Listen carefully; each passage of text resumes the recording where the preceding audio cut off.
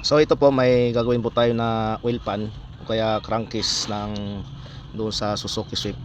Ang nagiging problema lang po itong kanyang drain plug, dahil po na sabi ng may-ari, pag tuwing nag-change oil po siya, itong drain plug po hindi na sumisikip pag hinigpitan.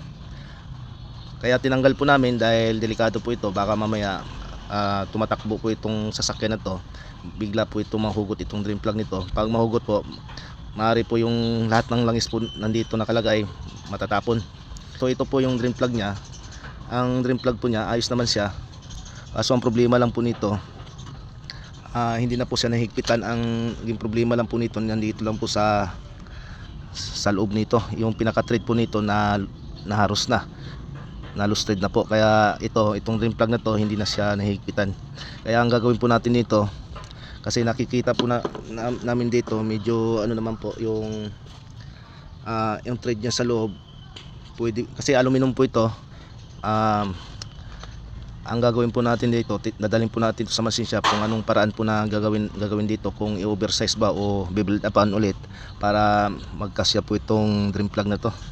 So ito po siyang, ang gagawin po natin dito, gagawin po natin ng paraan kung anong gagawin po natin dito sa drain plug na to para sumikip po siya ulit at bumalik sa standard po na higpit. Kasi ito po hindi na po nahigpitan dahil itong loob po na to, loob na wala na po yung pinaka-thread niya.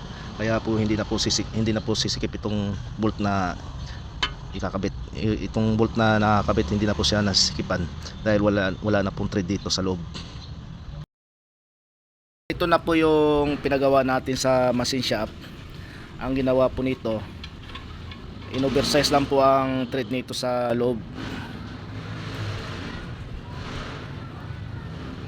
So ganito lang po magpa-oversize. Ang ginawa po namin, bumili po kami ng bolt na medyo malaki, kasi yung original, ito po medyo maliit. Kapag original, pag pinasok po, tuloy-tuloy na siya, hindi na siya kumakapit. Kasi nga yung una na loose thread po itong thread na nandito sa aluminum, kaya ito siya ayaw. Ngayon ang ginawa po natin, in-oversize na po itong thread nito. So ganito po siya, ayan.